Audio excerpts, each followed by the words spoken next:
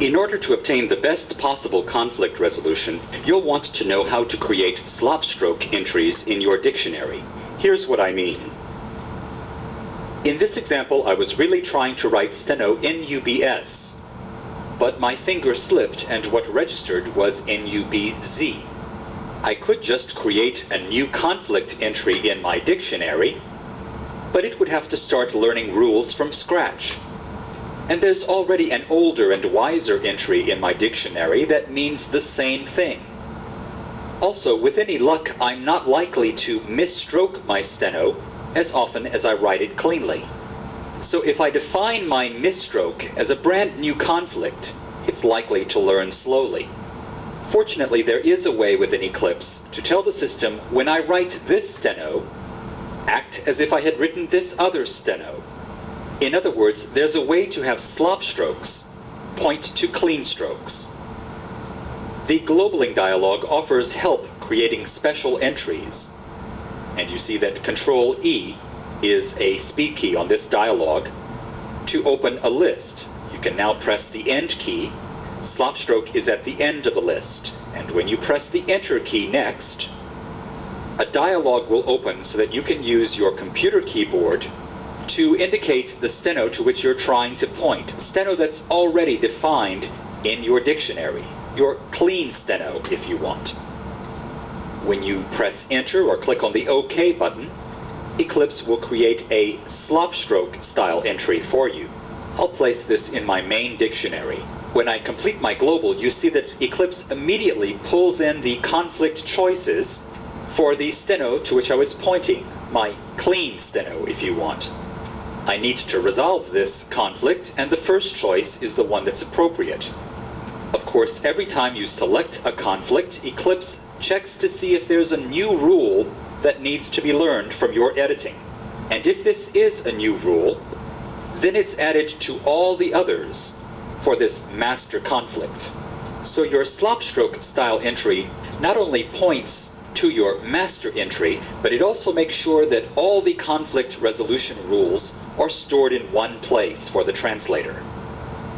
By the way, slopstroke style entries are also useful for speaker identification. So here's the steno I would use to identify my first speaker in a proceeding, and here's a slopstroke style entry in case I drag the asterisk into that stroke. One last important note about slopstroke style entries. They're not just a remedy for mistakes that you might make while writing at high speeds. They're also a way for indicating steno variants. So perhaps I usually employ a one-stroker to write my numbers conflict. And at other times I might write this out in multiple strokes. So I would use a slopstroke style entry to define these perfectly clean multi-strokers. In this way, all my steno variants, whether they're misstrokes or clean strokes, would point to my original numbers entry that contains the conflict resolution rules. You understand what it's saying there? Why can't you just put your slop strokes in your dictionary? You could, but I mean, this is just kind of a different way of doing it. Is one way better than the other? Not really. I mean, unless you're, it's still going to come up. Yeah. You know, so it doesn't really matter. This is just kind of a different way that the software does. Because I just put them in my dictionary. Yeah, and it's probably better just to do it that way. Just put it in your dictionary. You know, unless you're going to use it as something else. You know, but you know, it's just giving you a different way of doing it. You know. What was your question? Okay. Yeah. So putting it in your dictionary is not going to hurt. It's not. So this is just kind of a different way of doing it.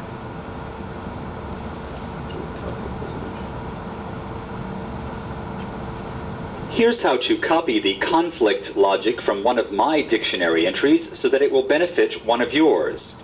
Let's say you'd like to have a ward number conflict that starts off knowing all the rules that my number conflict knows. First, find and copy the model conflict onto the clipboard. So here's the number-related conflicts dictionary. You can either click on the Find icon of the toolbar, or you can press Alt-G or Hyperkey capital G to go to steno. The steno I want to find is NUB, and now I'll press the Enter key or click on the OK button. When you find the model conflict, press Ctrl-C to copy it, because eventually you will want to paste it back in so as not to lose it. For the next steps, we'll get inside the dictionary entry so that we can change the steno and then change the text to what you will use for your ward number conflict. So presuming that you've already copied the model conflict, you can press the Enter key to get inside and change first the steno and then the text. I'll use the steno button to open the dialog that lets me delete the sample steno and enter the steno that I'll be using for my ward number conflict. The space bar pushes up the paper on the mock steno machine, and now I'll press OK. That changed the steno. Now I'll carefully change the text.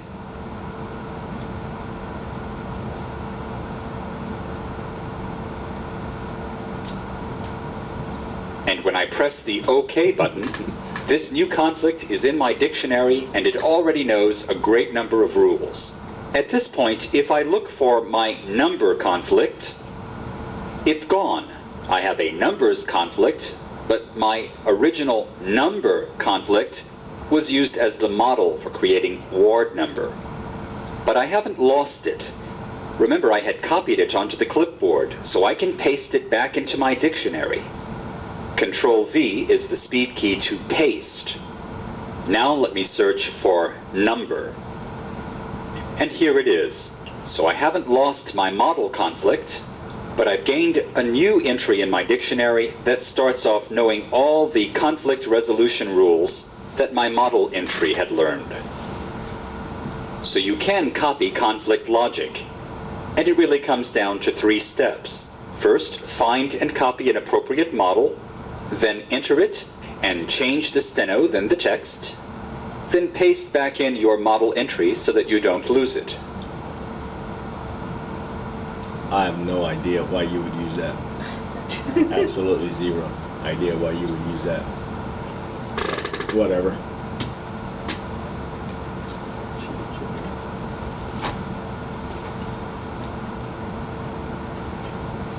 If Eclipse should happen to select the wrong conflict choice, you can always just place your cursor on that conflict and select the proper choice, and Eclipse will learn from your editing. In other words, unlike other CAT systems, Eclipse conflicts are always reselectable. They don't turn into unselectable ordinary text just because they've been selected once. However, you can also select conflicts from the steno keyboard, and this is one of the functions of the Real-Time Editing Kit. A separate ePower video tutorial entitled Keyboard Magic helps you learn how to take advantage of the Real-Time Editing Kit. One of the skills that's taught in the Keyboard Magic tutorial is how to fix an unresolved conflict. The Real-Time Editing Dictionary includes several entries for selecting choice 1, 2, 3, 4, or 5. Here's a portion of the tutorial demonstrating how to select choice 1 from the steno keyboard. There's also a method for going back and fixing a wrong conflict choice. If you'd like to learn more about how the Keyboard Magic tutorial is set up, go to the beginning of this tutorial where there is a button to sample other tutorials. There you can view the presentation on Keyboard Magic, which explains how Keyboard Magic is intended to be interactive.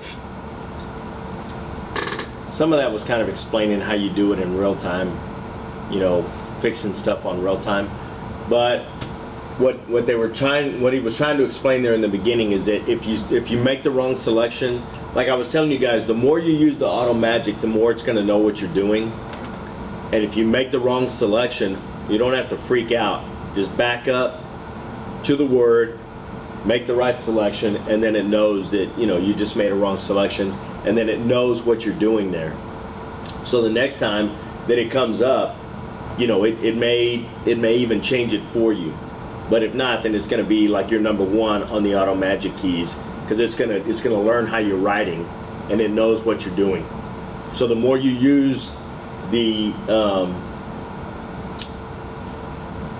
the software itself, the more it's going to know what you're trying to do, is what it's basically trying to tell you right there.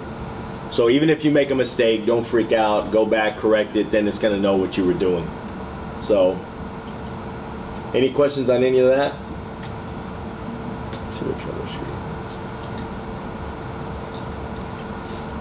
I find Eclipse Conflict Resolution is a great tool that makes the writing easier, the translation more readable, and the editing much less time-consuming. However, occasionally, I come across people who say that the conflict resolution just doesn't work for them. So let's see what might be happening. First, some conflicts just resolve better than others because they occur in less ambiguous contexts. The words that will surround the adverb there will be very different from those that surround the contraction there. So even though this is a three-way conflict, it will probably work much better than the two-way conflict, affect-effect. And that's because both affect and effect can be either a noun or a verb. So the kinds of words that surround this conflict will not be as clear-cut. I just don't rely on this particular conflict. I use a different steno to write effect as opposed to affect. Next, keep in mind that Eclipse Artificial Intelligence only learns from your conflict choices. Just because a conflict has been in your dictionary a long time does not mean that Eclipse has learned much about which choice is the right one in translation. Let's suppose this is a new conflict in my dictionary, and to correct this, I simply type over it and press the delete key. That won't teach Eclipse anything.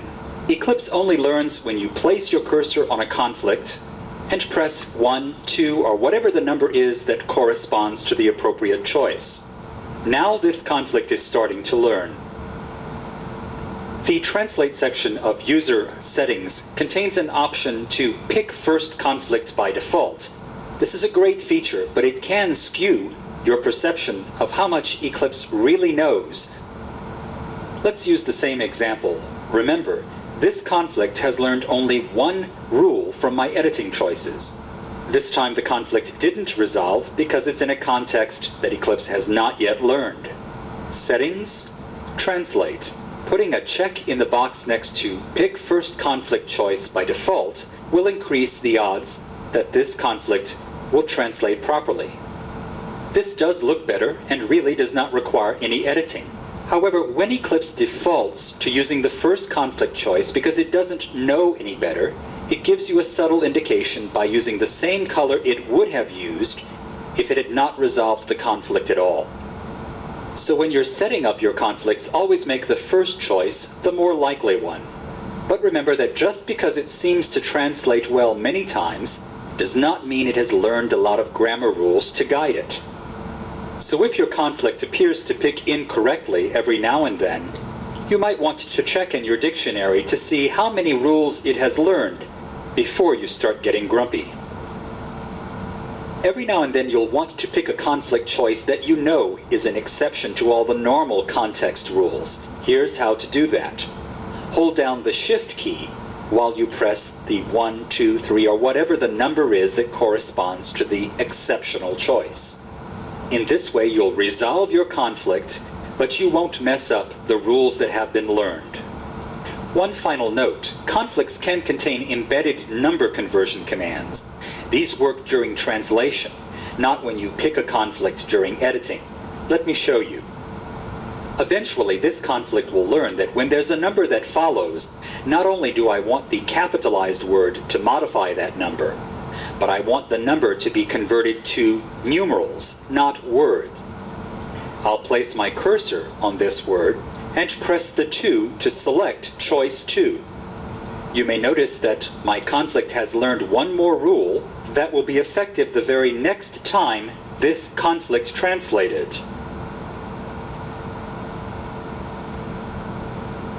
But there's an easy way to turn this written number into digits. Just press hyperkey capital N. That will give you several choices, and the very first one will convert the written number to digits. I kind of understand that. It's not really going to matter because in the Auto Magic keys on the side, once you put it on a number, it's going to give you that option of changing it anyway. But if you want to put it in your dictionary, then that's the way you put it in your dictionary.